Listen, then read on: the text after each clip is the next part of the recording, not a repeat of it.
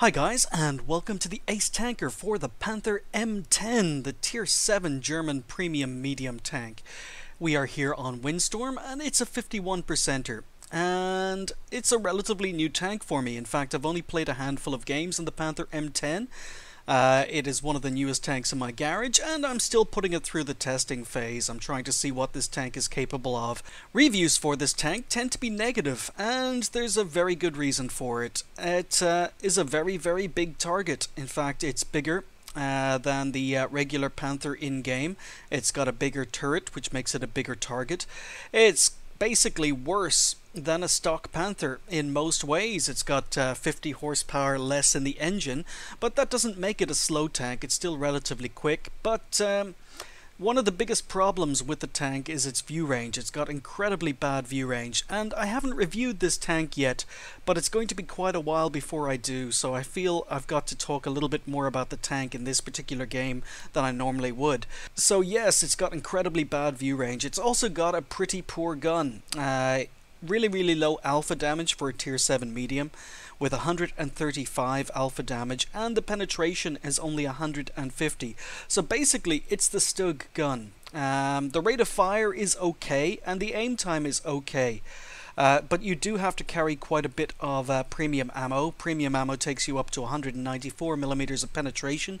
But again, the alpha damage of 135 is still pretty poor. So basically, as I say, it's worse than a stock Panther in almost every way. It's a bigger target. It's got really bad view range, and the gun is not very good. So what is there to recommend about this tank? What would make you want to buy a Panther M10? Well, surprisingly, it does have a few positives. It gets special matchmaking, so it will only ever see tier 8s. In this particular game, I'm in an all tier 7 game, so that's quite nice, but you won't see anything higher than tier 8s in the Panther M10. Another very good positive for this tank is its repair costs are very low, and the ammo costs are pretty low. So it's a good money maker. You will actually make money in this tank regardless of how bad it is. As I say, repair costs are very cheap. In real life money, it's the cheapest tier 7 premium you can buy. So if you want to save a few bucks and want to buy a tier 7 premium, it's pretty cheap compared to the others. The armor, while good, is not great, but it is fairly sloped and you will bounce shots with the armor. But the really nice thing about this particular tank is you'll notice it's completely flat turret. It doesn't have any commander's hatches that are easily hit.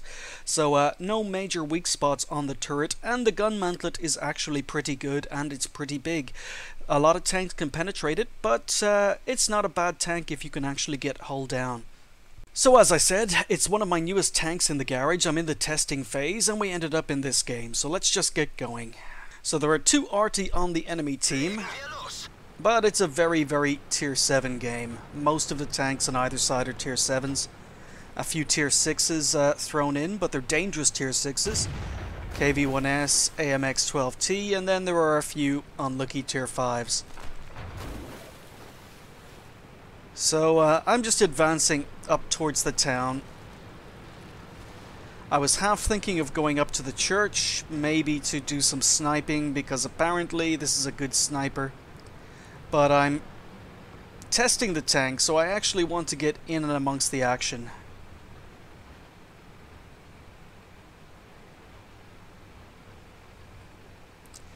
So the aim time, don't know if I mentioned that, the aim time on the gun is pretty good, and the turret traverse is very good.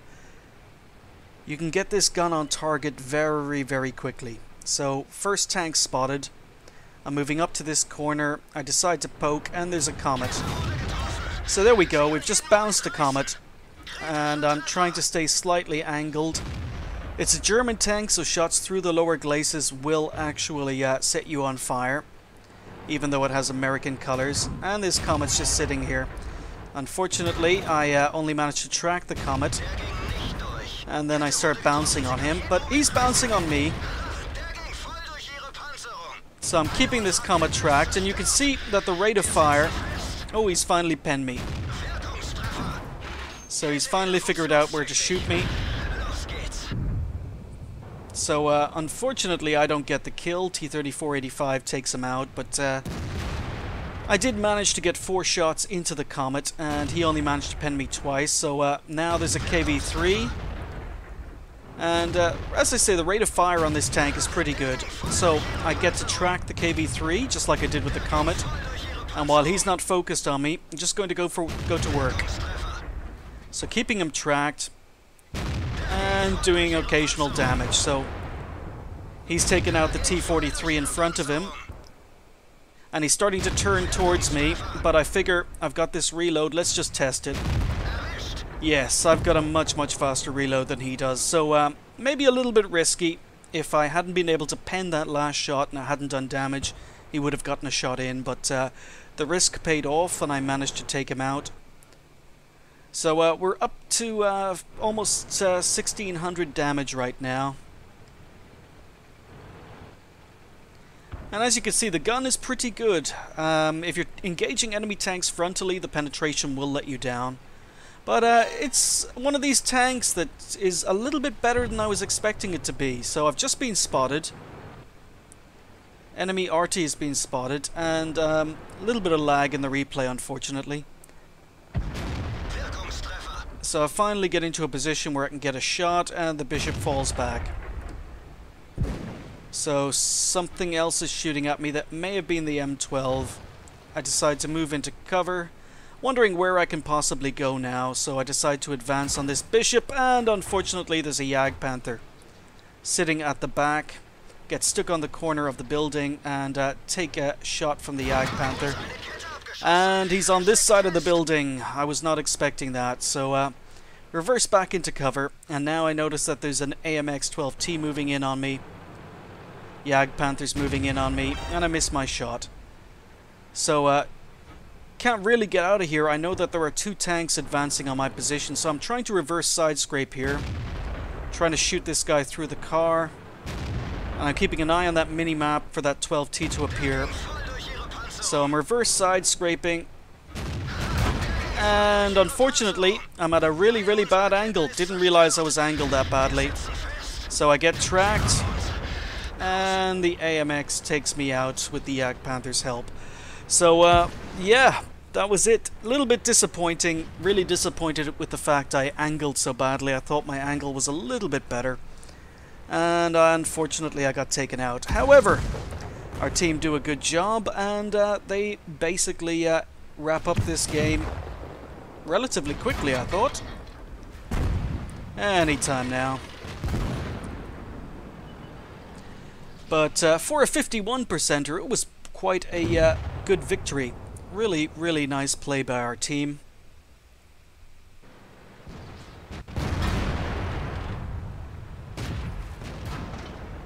So just the IS left. Eventually they're going to take him out. And there we go. So no spectacular medal haul, it was just the Ace Tanker. I finished top on XP with 1063, just barely above the Hellcat, 2,139 damage with 1 kill. I fired 22 shots, 18 hits, and 18 penetrations. The gun is a little bit better than I was expecting on the tank. It's still not great, but it's a little bit better than I expected. A good amount of damage. I received 14 hits, 11 were penetrations, but not all 11 did damage. Quite a lot of those shots were track damage, and I bounced 3. I took over 1,000 potential damage blocked by armor, spotted 3, damaged 4, destroyed 1, and managed to do 1,122 assistance damage. So the fact that only 1 kill, 2,000 damage and 1,000 assistance damage can get you an Ace Tanker in this tank pretty much demonstrates that it's probably not a great tank. It does have quite a few positives, but it has a heck of a lot of negatives. But it's a great money earner. I earned 85,000 credits for that game, even though it didn't go as well as I'd hoped.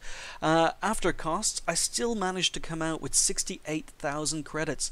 The repair costs on the tank are very cheap, 6,725. So you will earn money in this tank. It may not be a tank you can carry very many games in, but it is a money earner, and I have to give it that credit.